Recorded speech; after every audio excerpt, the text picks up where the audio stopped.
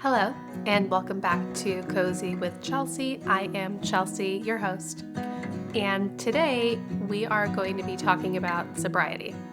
The reason I wanted to make this episode about sobriety is because in July I will have been 2 years sober. So I have 2 years with no alcohol and anything else for that matter. That wasn't something I did before either, but yeah, I've been sober for 2 years. So I really wanted to talk about that today. It's something that's really important to me, and I also wanted to share 10 lessons that I've learned since getting sober. So if you are sober or sober curious, or you are just open to hearing about someone being sober, then I have some stuff for you. I thought I would start by talking about why I decided to quit drinking alcohol and live a sober lifestyle, because there were a few different factors involved. First of all, it was my health. So I was, what, I would have been 30 at the time, and I was just having health stuff going on for 2 years. I'll just be honest with you. I had a recurring fungal infection and had no idea why it was happening. The doctors didn't know why it was happening. Nothing else seemed to be wrong with me. That's a story that you might hear a lot. I had high cholesterol. So I went to a doctor and she said, you're near stroke level, which I think was a little dramatic. But yeah, I had high cholesterol. And I was also diagnosed with an autoimmune disorder that is Hashimoto's. For anyone who knows anything about Hashimoto's, I have subclinical Hashimoto's, and all of that was just kind of coming up for me health-wise. I also was experiencing high levels of stress and anxiety. You know, I've always had stress and anxiety my entire life, but I could tell that when I drank, those feelings were really heightened. So that was not fun. And most of all, I just knew that I didn't feel good. I just didn't feel good. It's so simple. When I drank, I would be hungover, which everyone has a physical hangover that you would experience for 1 or maybe 2 days once you hit your 30s. But the mental effects of it as well. The anxiety, the stress, the shame, the guilt. I mean, anxiety is a word now for a reason, because you have anxiety when you're hungover. So I was having hangovers that would last up to 4 days because of the mental side effects. At that point, we're taking up almost the week, right? Because I would only drink on the weekends only. But I would drink a good amount when I go out with my friends. But I would only do it on the weekends, really. But that was enough. That was enough for me to, spend maybe Friday, Saturday, Sunday drinking, and then I'm recovering Monday through Thursday, and then it's Friday again. So I just started to realize that that was a cycle that was going on, and it was causing me to feel ill. Really, I was feeling ill physically, of course, but also mentally, emotionally, and spiritually. So I just knew that something had to change. I also used alcohol as a way to numb emotions that I was having. And alcohol wasn't the only thing I used. Food is another good one. Love a good milkshake. Alcohol was a tool that I used to numb my emotions. And really, it was to numb kind of any bad feeling. So if I was stressed out from work, alcohol would help take the edge off a little bit. If I was sad, alcohol would help. If I was anxious in a social setting, for example, alcohol would help. And when I say alcohol would help, I mean that it would help temporarily, right? So I would get a few hours of relief from those feelings. And I realized that the relief was because I just wasn't feeling them. And then the day after, alcohol will tank all of that. So, the next day, if you're anxious, you're going to be more anxious the next day. If you're sad, you might be more sad the next day. I was really starting to recognize the pattern because for a long time that was just a subconscious thing I did, and it was what my friends did, what my family did, what I grew up experiencing. And I just started to realize that using alcohol to not feel those things was like a band-aid, not really fixing the problem and making it exponentially worse the following days after drinking. So, those are really the reasons why I decided to stop drinking. It wasn't an easy decision by any means because I liked drinking. I had fun when I was drinking. Sometimes I did not have fun, but there were plenty of times that I did have fun. And all of my friends drank and my family drank, and it was just what we did. There is a huge societal and cultural expectation to drink in social settings. And that was a huge hurdle for me to overcome. But I did.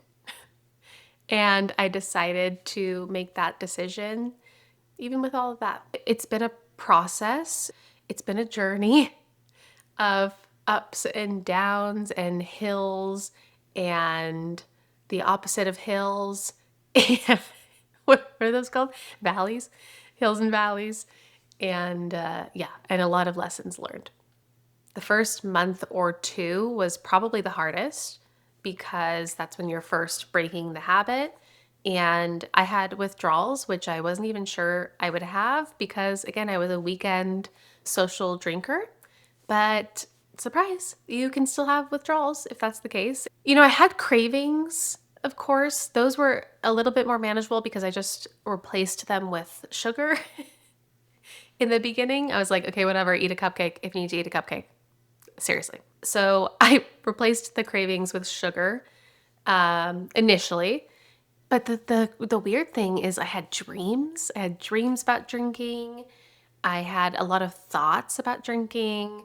What I did was equipped myself with a lot of information, facts on alcohol, what it does to the body, what it does to the mind. And I also used some resources. I used an app called Reframe. So if you've heard about it, I would highly recommend. It was really great for me in the beginning, and I still use it. Not as frequently, but when I first started, I would check in every day there, and there's a forum you can post and people will comment, and there are meetings that you can attend and daily tasks that kind of just keep you in check and informed. So that was really helpful for me. The first 1 to 2 months were probably the hardest. I did experience a pink cloud, which if somebody doesn't know what that is, so alcohol creates dopamine in your brain, but what that does is it causes your brain to not produce the dopamine. So your brain has to learn how to start making its own dopamine again. And when it does, it can they call it a pink cloud, but you can kind of have this like euphoric feeling because for the first time, your body is making that dopamine again. So I did experience that, which was great, but that only lasted like a month. And there's a whole other conversation about some people have issues after experiencing the pink cloud. I would say the first 6 months to a year, really the hardest thing for me was managing expectations.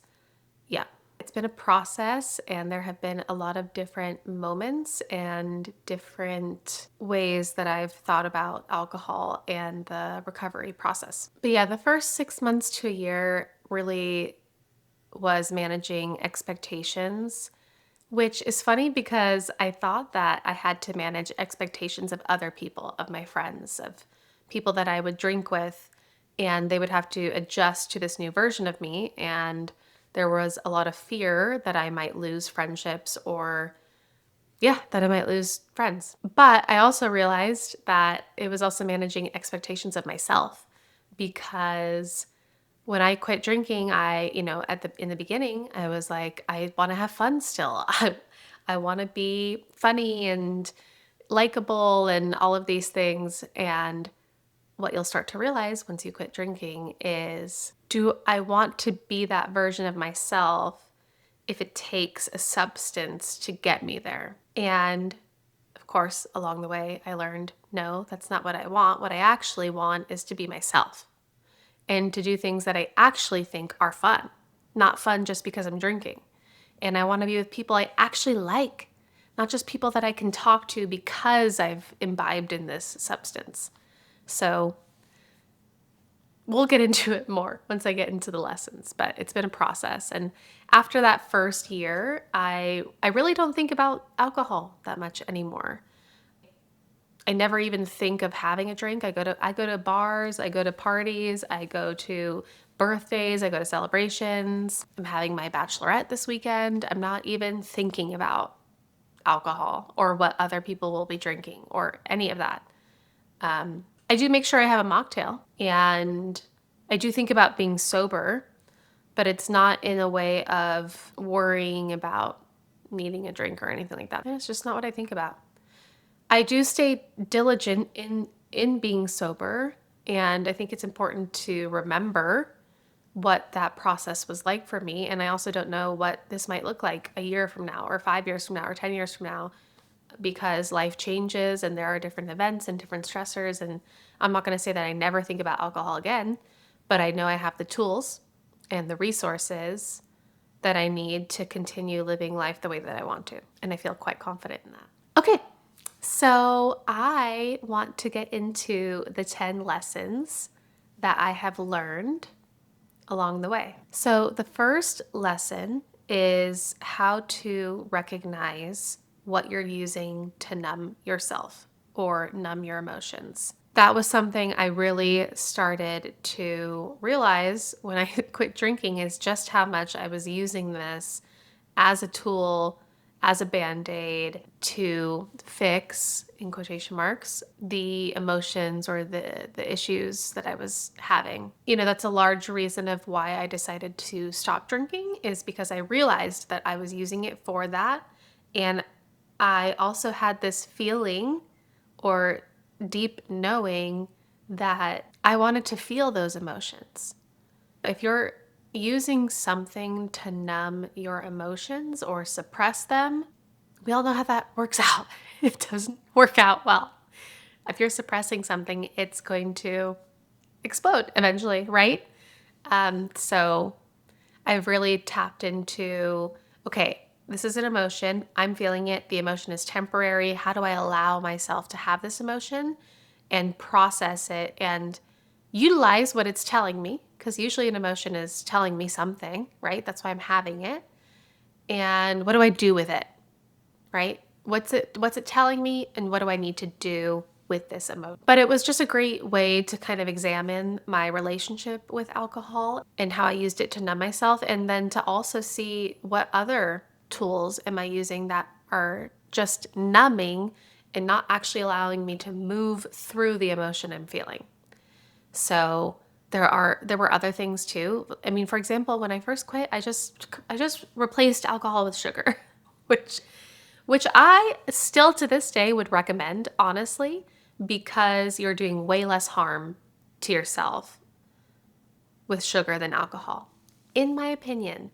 I know that sugar has its own set of harmful effects, but at least initially, to stop that habit, I totally recommend having a cookie when you need to, right? I mean, obviously to an extent. I'm not saying you need to go eat 10 cookies when you want a martini. But looking at what other things am I using to numb my emotions? Am I using food? Am I using people? Am I not really taking the time to allow myself to feel this? That was a lesson that I've learned and that I continue to be aware of. All of this, I should just say also, is my experience. Everybody is going to have a different experience and relationship with alcohol and with sobriety. What I'm saying is not the end all be all, and it is totally different for other people. There are many, many, many different schools of thought on drinking in general. Alcohol, is it healthy? Is it not healthy? And how the right way to get sober. So in my opinion, I don't believe there is one right way. I think you need to find what works for you. So that's my disclaimer about alcohol. For me, when I was drinking alcohol, I was numbing emotions. So, how can I heal? How can I grow when I'm not allowing myself to feel anything and I'm hungover for half of my life? It just doesn't make sense. So, for me, that was just my experience. It was something that I had to remove in order to heal and grow. The second lesson I learned is how to have friendships without alcohol. When you stop drinking, if your current friendships and your current circle, if the activities revolve around drinking, the dynamic is going to change. I had a fear initially that I would lose friends because I wasn't drinking anymore, because that's just what we did. Even if someone came over for dinner, we'd have some alcohol, or we would go out and we would drink, or whatever it was, drinking was pretty much always involved. And I was really scared that I was going to lose people that were really important to me. What I learned is that the people who are actually really important to you and really care for you, they're not going to go away if you quit drinking alcohol. Now, that doesn't mean that you won't lose some people. I did lose some friends. I think something that's important, my friend actually said this to me once because she also doesn't drink, but she said that you are the one changing. When I stopped drinking, I was the one changing. My friends weren't changing. They were doing what they've always done. I'm the one who is changing. Now, does that mean that your friends should stop caring about you because you don't drink anymore? No. And that might happen. That might happen. I've seen it happen, which is really sad and really hard. It just goes back to choosing yourself. If you lose friends because you don't drink anymore, how much of a friend were they really? It's just the sad truth. But I learned what friendships look like without alcohol. I learned who was really there for me and who really supported me and who my real friends were. And honestly, it was kind of an enlightening experience because a lot of people were actually very supportive of me. Some were not, okay? Some were not supportive. And some were not supportive and then became supportive.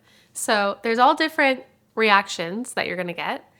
And it was just nice to see who still showed up for me without alcohol. I also just learned that there are things you can do besides drinking with your friends. So, you can go to dinner, you can hang out, you can go work out, you can go for a hike. The list is quite endless. And anything you do right now where you drink, pretty much you could do not drinking. And then there's a whole other world out there of things that you can do without drinking, because at least with my friends, everything did kind of revolve around that. So if we would go out, go out to bars, go out to dinner and then go to bars, whatever it was, I just realized, oh, I have all of these other things that we can do instead that we don't normally do. I started hiking a lot with one of my friends, and I started having craft nights. And there's just a bunch of things that I didn't do before that were kind of like more productive and more creative that I just thought of doing because I had to think of something else other than drinking. I just learned how kind of that dynamic does change, but it can change for the better ultimately and for a healthier relationship. I also learned that it's a lie that you need alcohol to socialize and make new friends. Because for the longest time, alcohol was the tool that I used to kind of reduce that social anxiety. And let me tell you, when I first stopped drinking, the social anxiety was high. It was like, okay, I have to go. I remember one of the first events I had to attend.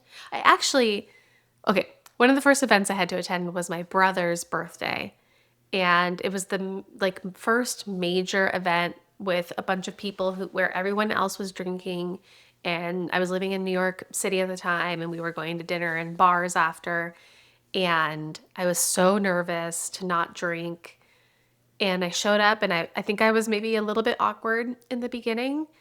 But then an hour went by and everyone's drinking and they're kind of loose. So that kind of helped me get loose, even though I wasn't drinking. And I was like, okay, this is fine. I can just hang out with these people. But this is something you have to learn, when you stop drinking is, oh, I can just literally be myself in this situation right now. And we ended up going to a bar in the East Village, and I actually was the last person to go home that night. So somehow, and let me tell you, that is not the norm for me. I am usually, at this point now, I'm going to bed. But I was having a good time and I stayed out and I was the last one to leave. So how about that? This is another lesson, but it I don't know if it's really a lesson, but I learned that I don't ever have to be hungover. This a hangover was just something that was normal, right? Like if you go out with your friends, okay, you're going to be hungover the next day. I learned that you don't have to live life that way. You can just live a life where you're never hungover. And every day I wake up great. I wake up not hungover. I wake up normal. Um, and I have energy, to do things at my weekends. And I'll still go out sometimes on Friday or Saturday, and I'm up the next day and I'm getting something done. I'm hiking or I'm working on this podcast, or, I just have all this time thanks to not being hungover. Okay, this is number 4, and it is a really big one, which is learning how to be confident in yourself. So this is one of my top positives of living a sober life was the amount of confidence I gained, and I had no idea that that was going to be a side effect of sobriety. If anything, it started out creating a lot of fears and anxieties and insecurities in me, but what it ended up actually creating was a ton of confidence. And when I say confidence, I just mean confidence in being myself, because that was always the fear was, okay, I need to have a drink so I can loosen up and be likable or whatever. And as I got sober, I realized that I can actually just show up fully and authentically as myself. So that created a ton of confidence because I would start to walk into these situations, and it doesn't mean that I showed up as the best, most popular, likable version of myself. It just meant, okay, I'm going to go into this Christmas party, for example, and I'm just going to be me. And maybe I'll be weird. I don't know. Maybe I'll be awkward. Maybe I won't have the right thing to say. Maybe I'll be silent. And I'm okay with that. That was the thing. That was the thing, because I was always using alcohol to not have those moments. And instead I go, okay, this is who I am.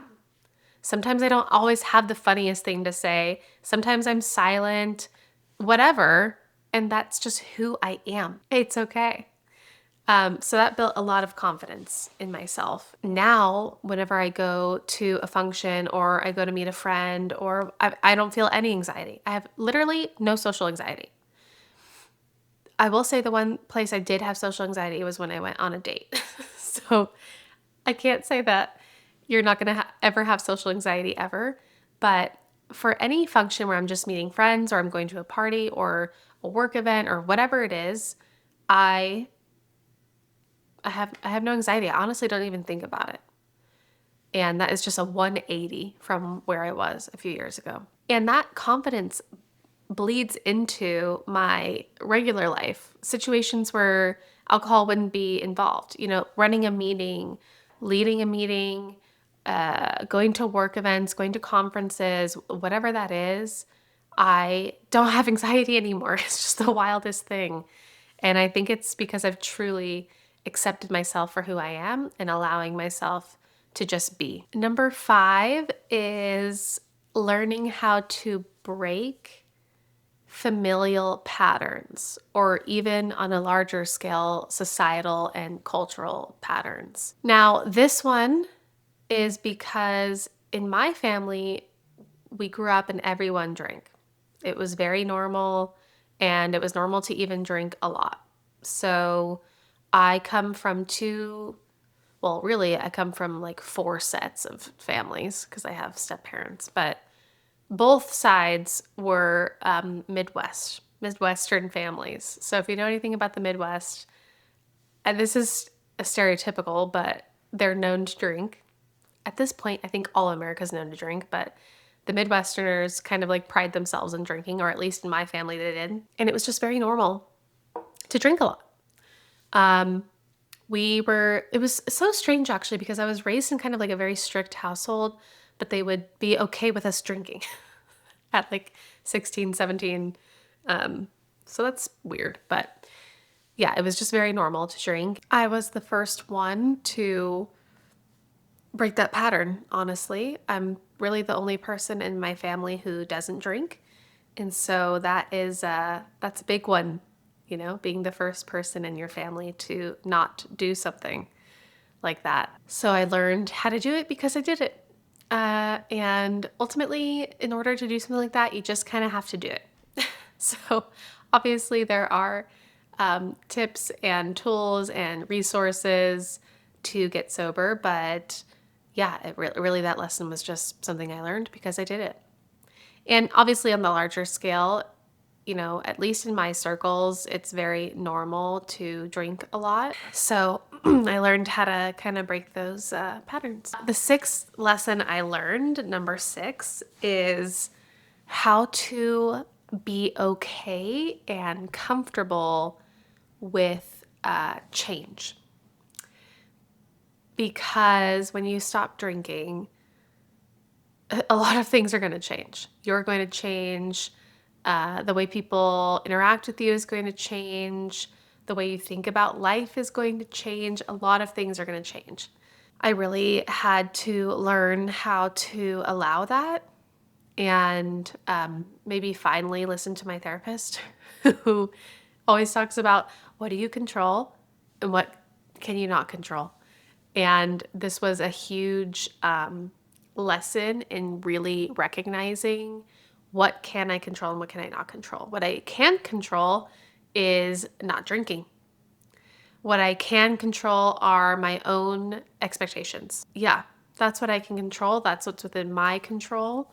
I can't control what other people think about me. I can't control what other people are going to do now that I don't drink. I can't control if I'm going to lose friends because they don't want me to drink anymore. I mean, all of that stuff is out of my control. What is in my control is not drinking, showing up as my true, authentic self, and caring for and loving, people that are important to me. That's what I can control. And the rest will fall where it will. So that was a large lesson for me and has helped with other aspects of life as well. So relationships with people, relationships with my family, really any relationship it's helped with, because you can't control other people. You can't control what they're going to do. And it's important to learn how to live a life that aligns with your values, regardless of what other people think. So that was a good one for me to learn. Number 7 is I learned that I like mornings and that I'm a morning person, because for the longest time, I liked to sleep in the morning. And perhaps that was because I wasn't going to bed until late at night. So now I have seriously a routine. I did not have that before. I'm in bed by 9. I'm asleep by 10. I'm up at 6 or 7 every day. And it's magnificent. And the mornings are so good. And sometimes I get up at 5 and I watch the sunrise and I go water my plants and I have a whole morning routine. I make my coffee with my bone broth and I journal and I read and I water the plants and I make my family breakfast and I make my bed. I mean, the list just goes on and on. So I learned that I really love the mornings, and I didn't quite know that before. I also learned that I like going to breakfast in the morning, because for the longest time I was like, I'm not a breakfast person. I'm not a brunch person. I am a breakfast or brunch person. I just don't want to get drunk at breakfast or brunch. which is why before I was like, I don't want to do that. I don't want to drink at brunch at 11 in the morning because then my whole Sunday is gone. Now I'm like, oh, I can just go have a croissant and a latte, and then I do the next thing. There's there's no yeah, it's just so great. I love the mornings, I love breakfast, and I love my routines. I also learned number 7 to treat myself well holistically. So for me, like I said in the beginning, I had some health stuff going on, and alcohol was a way for me to feel physically better. I didn't realize that it would be this overall massive improvement on my quality of life. So I felt better physically, I felt better mentally, emotionally, I was more stable, I was able to process my emotions better, I felt better spiritually. I mean, really on a soul level, I felt completely better. And feeling better feels good, right? So once I started feeling better from quitting alcohol, I started to think, okay, what else can I do to feel good? Because this is what it's about, is how can I feel better? How can I feel good? So eventually, as it goes, for those who know what the sober path is like. And I do want to say this is not the same for everyone, okay? But for me, it was like, okay, I quit drinking and then I started working out more. But not because I was trying to lose weight. I just wanted to move my body. I wanted to get outside. I wanted to be in nature. I wanted to eat foods that felt good to eat. I wanted to feel good after I ate them. I wanted to partake in activities that felt good. I wanted to be with people I felt good with, right? All of these things started to come to fruition where I'm like, oh, why am I spending time with someone who doesn't make me feel good? Why am I eating this thing that doesn't make me feel good? All of these things I just started to realize, yeah, I can live a life where I feel good. It's so simple. So that was a big one. And number 9 is that I learned to fully love and accept myself. So I kind of touched on this earlier with number 4 on how to build confidence, because the two are kind of tied together. Once you fully love and accept yourself, then you can show up as a much more confident version of yourself. But it really did teach me to fully love and accept myself for who I am. And it was really through being able to show up in every aspect of my life as my full, raw being. And it was just something where I really did choose myself. I chose myself over other people, or really what I thought other people would say or do or think, which were just my own projections, right? That's how it works. But even with my fear, I chose myself and realized that I was worthy of choosing myself. So, yeah, I now fully love and accept myself. And it was not always that way. Okay, number 10 and the final lesson is that I learned that a sober life is a cozy life. Hence the name, right? But I just realized as I got sober, it's so much more than just not drinking, because it's really like, for me, it was an entire makeover of my life. It was me getting curious about, how do I live a life that is still fun and a life that I want to live, and I'm doing things I want to do and I'm with people I want to be with. What does that life look like? And for me, a lot of it really in the beginning was like coziness, right? And I mean, it still is, obviously.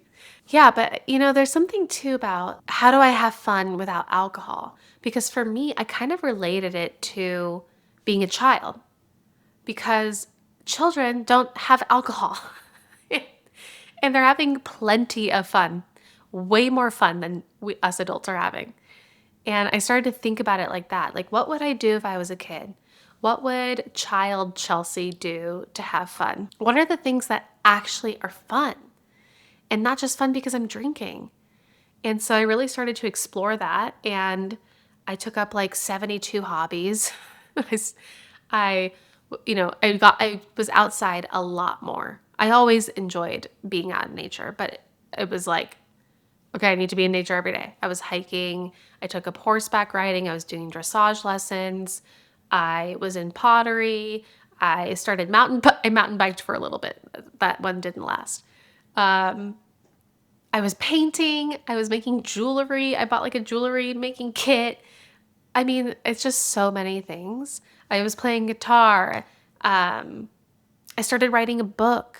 I mean, I just started to kind of think about, okay, what do I want to do with my time and energy that will feel good, that will feel fun, and will be something that I actually like to do. And it was a lot of, all of that is really a cozy feeling for me. For me to have fun without alcohol, I mean, the most fun thing I can even think of is like watching Cat in the Hat.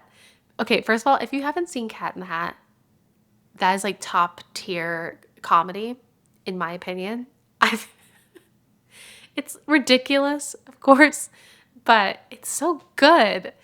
Anyways, it's watching Cat in the Hat and drinking hot cocoa and laying on my couch, cuddled up with someone that I love. I mean, all of these things are the best. They're the best and they're so fun, and all of it is done without alcohol. So for me, my sober life is quite cozy. So I just wanted to make this video really to celebrate that I'm 2 years sober, and if it's helpful for anyone out there. And when I say video, I mean podcast. I wanted to make this thing because I'm going to be 2 years sober, and this is my celebration, I think, this time. Last year I did a spa day. Maybe I'll do something else too, but I really wanted to make this video because it's been very important to me. It's only had positive effects and it's bled into all other areas of my life. So I personally would highly recommend it. If you want to get sober, or if you're sober curious, or I don't know, you just like hearing about sobriety, whatever it is, I hope that this was helpful for you. And if you can relate, I would love to know, what struck a chord with you, or what are the lessons that you learned that I haven't mentioned. So please let me know. And I just want to say that if you are someone who wants to get sober, or even you just want to reduce harm, right? You want to drink a little bit less, whatever that is, I would just really, really recommend getting support in whatever way that is. So like I said, I used the app Reframe. I also had a friend who had been sober for a few years, and those were really great avenues for me to get the support that I needed. But there's so much out there for getting sober. I think a lot of people think of like the traditional AA, which, some people really need that. And I think that it's a blessing for a lot of people. So that might be your avenue. It might be the Reframe app. It might be getting a sober coach. I mean, all of this kind of depends on the severity of it, and what your life looks like and what your goals are. But there are a lot of different avenues. And I think a lot of people don't know that. They don't know that there are all these different ways to get help. Look for what works for you. And that's all that matters, is what works for you. You know yourself best, and you know what you need. So just keep that in mind and reach out and start somewhere, right? Maybe you start with something and it doesn't really fit, and then you try something else, Just if you're interested and you want to do it, just start somewhere. And there's a lot of different places to start. Okay, so those are my lessons. I do always like to cover what's making me cozy this week. So this week, last week I visited my in-laws, and they live on a river. So that was making me very cozy. It was summer, it was hot, but we did boat rides. We did a bonfire one night. There was a lot of home cooking. And I've said this before, but there is nothing better than a cold shower on a hot summer day. So it was really, really great to be there and be really close to, some water and some things that are green. So that is making me cozy. I also have my bachelorette this weekend. So we're having a cozy bachelorette by my request, of course. so, so I'm very excited for that. My brother and my best friend planned that, and I'm just very excited. We have a house in California, and we are going to be doing a lot of cozy things. I think we're going to a lavender farm.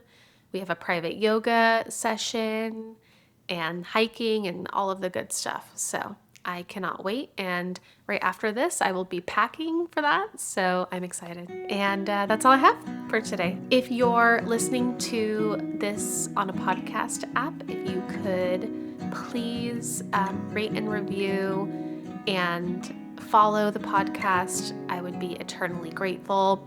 And if you're on YouTube, I do videos along with the audio. So if you could like and subscribe, if you want, right? It's, but I would really love that. Thank you for listening, and I will link my Substack blog and all of my socials in the notes and description. So check me out there. Thanks, everyone, and I hope you all have a cozy week. All right. Bye.